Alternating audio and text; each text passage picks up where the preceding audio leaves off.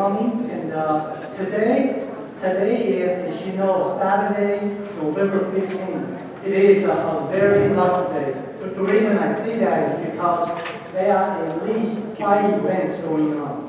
Monkey J Symposium, most people know one of was Michael's son's wedding, and also there's a 6 college intramural sporting event. And Georgia Tech has a Taste of Taiwan event, and there's another Chinatown event. It's just so many. But we're very thankful you guys are here. And I saw my friend Mike brought all his buddies, so we appreciate you guys coming. And so like I say, let me first introduce Alex, because he has to leave. Alex was our motivation speaker back in 2012, and I was very impressed with his speech. But then one of the other things I'm impressed with Alex is he ran the campaign in the Atlanta District 6 with maybe only about 5% Asian people. And he was able to win that election back in 2009. Yeah. He also is a Georgia Tech graduate with industrial engineering major, then went to a Walton Business School, got his finance. And he is the one, I assume I can say one of the proudest moments is to make Atlanta City on the budget. Because as you know, so many cities, so many countries or counties are going this way. Detroit, San Bernardino, California. And since my daughter moved down to downtown Atlanta, so I'm glad Alex is the helping of the connection. So without further ado, let's give Alex a quick.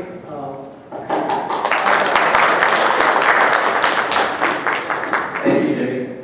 I appreciate the opportunity to be here. I was, as he mentioned, I was privileged to be the speaker at the dinner 2 years ago, and I have to say that I was thoroughly impressed with the student winners that year. And as looking through the program for this year, I'm not equally, probably more impressed by the awardees for tonight. I'm actually very, very grateful for the work that Monjay does. Promoting those accomplishments, I think, is really, really, really important. And I want to congratulate them on hopefully a very successful conference and event tonight. I hope everyone gets a lot of valuable information and advice and guidance going forward. I chose today the title, Seize the Opportunities, because I really wanted more, not so much to talk about that, but really to challenge everybody in the room and anybody who's following this. As I stated in the abstract, Asian Americans make up about 3% of Georgia's population, and that number is growing really, really quickly. The Asian American Legal Advocacy Group recently estimated that between 2000 and 2010, in that 10-year period, Asian American population in Georgia grew by 85%, and that's higher than the 70% that the overall general growth was. So clearly we are continuing to grow and have a much stronger presence here in Georgia. However, I mean, even though those numbers tell one story, I think with rare exception, you really don't see that sort of representation in everyday life. Particularly, social aspects. You may see it in some professional aspects, definitely not in political and community aspects. So what I wanted to do today was take a few minutes to talk about my background, my history, and my observations and some lessons to hopefully inspire you to seize the opportunities as they come before you in the future. And if you don't take that away, then maybe perhaps we'll just look at things today, all the information that you're going to be receiving, and even tonight, with a little different perspective, a little different reflection of all the information that's going to be presented to you. So I get to talk about me for a little bit, so that's always fun. I am an ABC, an American-born Chinese. I was born in Columbia, South Carolina. My father immigrated from Taiwan. My mother is originally from Singapore. They immigrated to the United States to South Carolina in the mid-60s, which is kind of, now that I think about it more and kind of have more awareness, I think that's pretty remarkable. They immigrated to the Deep South right in the height of the U.S. Civil Rights Movement. And I'm sure that had a profound influence on them, just kind of country to begin with, but then even coming into that political dynamic. And I have no doubt that that has shaped both my upbringing, but also my perspective and our family's perspective on our role and on our place in the South and in the United States. We moved to Atlanta when I was 3 years old in 1971. And what's kind of crazy is I remember the apartment complex that we moved in is less than 2 miles from where I live right now, which I think is kind of crazy if you think about the odds of that actually happening. Very, very traditional history of childhood and college life. Went to public schools in DeKalb County, the top of my class at Clarkson High School. Went to Georgia Tech, graduated with honors with an industrial engineering degree. From there, went and worked on Wall Street for 2 years at Prudential Investment Corporation as an investment analyst. Then from there, went to Wharton Business School. So it's kind of this traditional track that I was on. After I got my MBA, came back to Atlanta and worked for the family business, which was engineering consulting. And that's where things get a little interesting and where you could say the train kind of comes off the tracks. All of our lives, my sister and I were instilled with this idea of volunteering and being very involved in our community. And I wonder, kind of reflecting back, I wonder if that was part of their observations or being in the middle of the civil rights movement, understanding that you know, we had to be present, we had to be part, and we had to be active. I think from that we were taught this idea of you have to have things aside from your academic and your professional life that you're passionate about. And this idea of we are here to make a difference. Somehow or another, we have to make a difference in the space that we occupy for the time that we're here. And I think that's actually interesting as I look at, the kids, the other Asian American kids that I grew up with here in Atlanta or grew up around. And I know that perspective is somewhat non-traditional. I think a lot of us are brought up thinking school, work, and home are kind of the most important things that we have to focus on, and that's it. And yeah, my parents had kind of the vision and said, no, that's very important, and you need to focus on that, but you also need to turn outward and look at what is happening around you. So with that, I kind of took that to heart, I suppose, and decided in 2009 to make quite a bit of a jump, and I left engineering and decided to jump into the nonprofit world, which, looking, I never really talked to my parents about that. I don't know if they were shocked or upset or happy, but I left engineering and I went to the nonprofit world as a fundraiser. I went to work for a nonprofit that provides housing for homeless people. And that actually was a very eye-opening experience for me, and it really confirmed and affirmed this theme that I have about making a difference and having passion in what you do. I was there for 3 years, and then I now work at Emory University doing the same thing, but for an academic institution. So I'm hoping that makes my parents a little happy that I'm still in the college scene. In the midst of all of this, kind of this realization of where my passions were, I ran for office for the first time in 2004. It was a state House of Representatives position, and I lost. That was actually it was a great experience for me, believe it or not. I say that looking back. It was tough, but in a way it was really kind of character building. It was good for me. And it set up a successful campaign in 2009 when I ran for the Atlanta City Council. As Jimmy mentioned, I represent District 6. And those of you who know in town, it's Piedmont Park. Piedmont Park is in my district. I also represent Virginia Highland, Ansley Park, Morningside, where I live. It is an 85% white district. The Asian population is less than 5%. And I think it's pretty remarkable that I was able to get elected. First time around was 60% of the vote. And this past year for re-election, it was about 75%. So it's, I think, a good sign of where Georgia is now, where Atlanta is, and where we are heading. So let me go back and talk about Asian Americans in Georgia. When my sister and I were growing up here in the 70s and 80s, we were the only Asian in our school for a long time. I mean, definitely in elementary school, definitely the beginning of high school, and I remember distinctly when the next Asian American student showed up, and it was kind of like, oh my God, wow, this is pretty cool. Growing growing up, we had to drive 30 to 40 minutes to get to a good Chinese restaurant. We would have to drive that far to get to stores that carried traditional Asian groceries. If not that, then my parents would have our family from Taiwan or Singapore mail them to us. So it's so fascinating to me now to be in an environment where there are now, it's a strong Asian American population, it's organized.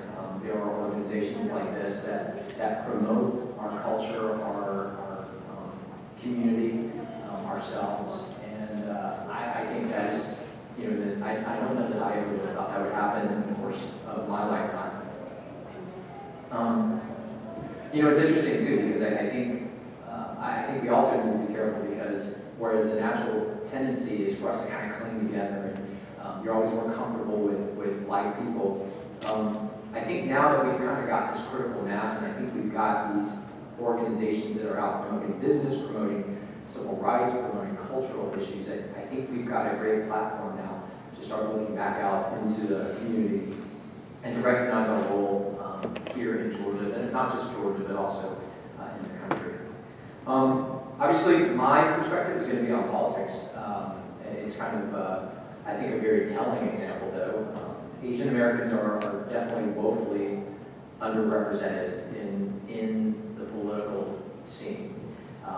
You know, it starts as simple as voter turnout. I mean, we have really, really low voter turnout, and I think that's really unfortunate, because that is one of the first ways that we can get leverage and get, I don't want to say power, but influence is probably the better word, in the things that happen to us, and happen with us, and happen for us, or not. The other side is the elected officials. I mean, I think, I'll talk about this in a second, but really there's not that many Asian American elected officials here in Georgia. And then if you look kind of broadly, then when I go through the city, you know, the city of Atlanta is kind of my microcosm. When I'm looking at community groups, I don't see Asians there either. And I think that's really unfortunate, because as Atlanta continues to expand and grow, and we are definitely recognized as a growing piece of that, we're not at the table. We're not in conversations of the things and developments and opportunities ahead of us. A good example of this, two organizations that I've been very involved with, Leadership DeKalb and Leadership Atlanta. There is a Leadership Gwinnett, there's kind of this Georgia leadership program as well, where they take representatives from the communities and put them and expose them to different aspects and issues that are critical to their particular geographic region. Every year, I get an email from Leadership DeKalb and Leadership Atlanta going, "We don't have enough Asian American applicants. Do you know of anybody?" And I think that's really unfortunate, because these programs are so good about bringing real influencers together to talk about what's happening, not just in that particular area, but also to the broader communities that each one of us represent. I am encouraged. I think a lot of this is changing. If you look at the elected officials, just this past 2 weeks ago, John Park was elected to the Brookhaven City Council. And then last November, Hank Tran was elected to the Morrow City Council. There's also Judge Al Long, who's been on the state court in DeKalb County for quite some time now. Actually, it was one of the first campaigns that I worked on back when he ran the first time. And then Judge Carlo McMillian, who's on the Georgia Court of Appeals, who's going to speak to you all tonight. Of course, there's BJ Pack of the Georgia State Legislature. So again, it's changing, and I think that's a great sign. I hope to see more of that. I'm hoping that, you know, each election cycle there seems to be one more success story, and I think that hopefully will encourage more people to not necessarily run for office, but at least get out there and be part of their neighborhood association, or be part of kind of a community group. So with that, I want to go through just, here's where I'm going to get a little preachy. I know it's not Sunday, it's not church, but I'm going to preach a little bit here. Just some lessons, some messages that I want to leave you with to think about. Again, if you don't necessarily agree with them or accept them right now, maybe it'll, as other speakers come up, it'll put a different slant and different perspective and angle on their comments to get you thinking a little bit more. Number one, I encourage everyone to be seen, be heard, and be a part of every single environment that you're in. It may be school, it may be work, it may be church, it may be community, it may be politics. It doesn't matter. Whatever it is, whenever you're there, make sure that you're contributing, that you're being a part of that conversation, and that you are recognized as an individual with a thought and an opinion, whatever that is. Encourage everyone to follow your passion. It may be in technology. Mine started out in technology. I still love engineering, but I found that I was looking for another meaning in the work that I was doing. But just listen to that and be sure that you follow it, because I think that's going to be the secret to your success going forward, whatever area that might be. It may be professional, maybe personal. You're here today. My next kind of message is to make sure you leverage your skills. You're obviously here today to do that, and I hope that you will continue to do that with all your skill sets going forward. I'm sure some of them will be quantitative, but I think more importantly, you've got to make sure you balance that out with the qualitative as well. Because don't forget, part of success is going to require working with other people, not just within our community, but across communities. And as you take leadership positions, you're going to have to lead, you're going to have to build teams, and you're going to have to, like I said, work with others. So just kind of keep that in mind. The sixth one, I think we all in here should strive to be a first something, a first Asian American something. I was the first Asian American elected to city council in Atlanta, and who knows what I don't know what the next steps are going to be. Everyone asked me, but I think if each one of us becomes a first, then ultimately someday there will be no first Asian Americans to become anymore, and we will have been a part of the social fabric of our community. This is going to be a tough one. Don't be afraid to fail, and always chart new territory. This was a tough one for me to learn. I have to confess. I was brought up by my parents in a very traditional Asian American, Chinese American philosophies on life. It was all about succeeding and excelling and accomplishing and being the best. And then even I took that kind of further in industrial engineering. And those of you who aren't familiar with it, it's all about looking at systems and processes and finding a way to make them better. So it's not about creating new things, it's about kind of reinventing things better. But what I've learned is that some of the most meaningful accomplishments are when you stick your neck out in ways that you had no idea that you were capable of doing. And there was a lot of risk. There was a lot of risk that you were involved in on a flat base. But the rewards when you are successful are so meaningful and profound. My first election, I mentioned that earlier. A good example is my dad. In that very first election, as I told my family I wanted to run for this office, after a couple of weeks, he pulled me aside and he kind of expressed his doubt. He's like, he calls me Cheech, that's my part of Chinese. He's like, Cheech, are you really sure you want to do this? I'm not sure Atlanta is ready. And I think he just didn't want to see me, if I lost, if I would be crushed or devastated. We had a real long talk. I explained to him why I wanted to do it, why I thought it was important, and he was 100% behind me through the whole campaign. Towards the end, as we were getting closer to election day, I was the one who started having doubts. I was like, oh my God, what if I lose? All these people that worked for my campaign, I've sunk my heart and soul into it, and what is it going to mean to me if I lose? Which I ultimately did. But I remember the place. I remember sitting, and my dad sat me down and he said, Cheech, I don't care what happens on election day, I could not be more proud of you.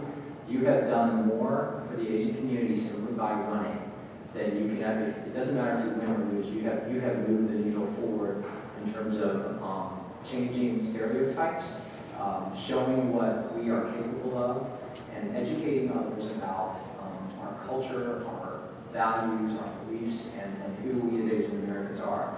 And I will always take that with me, because no matter what I try from now on, I know that deep in my heart, that's what part of what I'm doing is, no matter what the final outcome is. So, if you're at work and you got this possible promotion, you should go for it. Don't worry about what if you get it or not. You need to go for that. If you get a business opportunity in front of you as an entrepreneur, you need to go for it. I'm not saying recklessly, I'm saying thoughtfully, but do it because what you accomplish may not necessarily be that particular event or milestone. It is probably the things that happen along the way that you help other people in our community realize what their dreams and passions might be. And then finally, I really think one of the single things that our community can do that will help advance us collectively more than anything is to get more involved and be more active in our communities. I said that earlier, but I wanted to reiterate that. I think so long as we as a community kind of, I'm going to say it, we are somewhat isolationist as we focus on ourselves, the community and the general public will perceive that about us and will assume that about us, and they won't include us or think about us as part of the conversation forward. And I think we really need to work to change that, because only that way will we change this idea that things happening to us rather than us making things happen for us or making things happen in general. And quite frankly, I mean, it's not just for us right now. It's so different now for the younger generation. Look at this table in front of me, all these kids. But I think about when my sister and I were growing up, we, whether we wanted to or not, we're starting to do the work that hopefully, I'd like to think that Asian American teenagers across Georgia and Atlanta are benefiting now from, because we continue to try to move that forward. With that, I just want to conclude with, I think that's, I said it earlier, that's why it's so important for us to come together for conferences and workshops like this. I think it's important to continue celebrating who we are and what we've accomplished. As you will do tonight, it's really, really important to encourage our young kids and young students on what they've accomplished and encourage them to keep accomplishing more and challenging them to do more. And then finally, I think we just need to also remember that we're not done yet. We are still here. We may not be as young as we were 10 years ago, 20 years ago, but we still have time left. And we need to use that time to make sure we continue to do the work. I want to thank you for the opportunity of being here with you today. If there's anything I can ever do as an Atlanta City Council person with the City of Atlanta, or even just in our community, if someone who wants to run for office or wants to get involved in campaigning, I will always be here. I have to leave in a couple minutes, but I don't know if the format allows me to take any questions from, does anyone have any questions or thoughts or reflections or disagreements? Or even suggestion for him to keep moving. Well, Mayor Reed in Atlanta apparently thinks that I'm running for mayor of Atlanta. Not yet. Yes? Can you think of ways that young people can get more politically involved, specifically at the ground level? Two things come to mind. I think first one is there are groups out there like the Asian American Legal Advocacy Committee. They've done so much around elections and voter registration and just teaching people about issues and threats, even issues that are coming up in the state legislature that will be threats to us. That's a great starting point. There are other organizations that are doing the same work. They may be specifically with the Chinese American community or the Korean community. I think that's a great way to start. Political junkies should get involved with a campaign at any level. It could be at a local city council level, or it could be at a state, county, or statewide. Because that's where you really, if you get behind the scenes and learn political strategy and how campaigns work, it can be really fascinating. And you might find that it's not something you ever want to do, but it might be something that you get involved with, trying to get others in our community that are running to get them elected. So those are kind of two quick thoughts on that. But I encourage it. In 2017 will be my re-election year, so I will definitely come back recruit. Depending on what we decide. Any other questions? Very quickly. I happen to know his hectic schedule today, so I am very appreciative of you agreeing to help us out today. As a matter of fact, he tried to get out of his previous commitment, but the event was way too big for him to manipulate. Okay, so I do want to thank him one more time. Jimmy, not trying to deserve it, but most importantly, folks, you were asking a question about how to get involved in politics, right? We have been told to get involved in politics. Okay, this is our own votes. ABC, American Vote Chinese, is part of us. With that said, we do have higher expectations for you. With that said, folks, especially these younger ones, what is his name? The speaker. Louder. Okay, what is his position at this moment? Thank you very much. Are you going to support him when we need you? Yes or no? Yes. Alex, thank you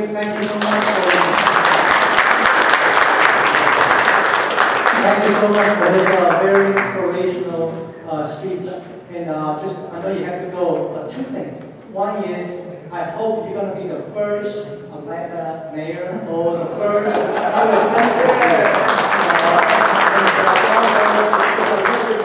certificate of appreciation, a certificate. And it was created by our teammate Alan, so we just want to give that to you. And then Xiaoming also will bring her famous pineapple cake for each student. Thank you, Xiaoming.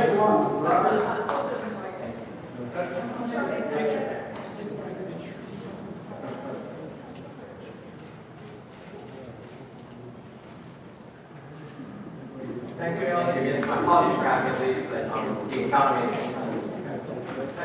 Thank you, Alex. Appreciate it. And one thing some of you probably know, the thing for this year is technology, leadership, and mobility. And I think for us as Asians,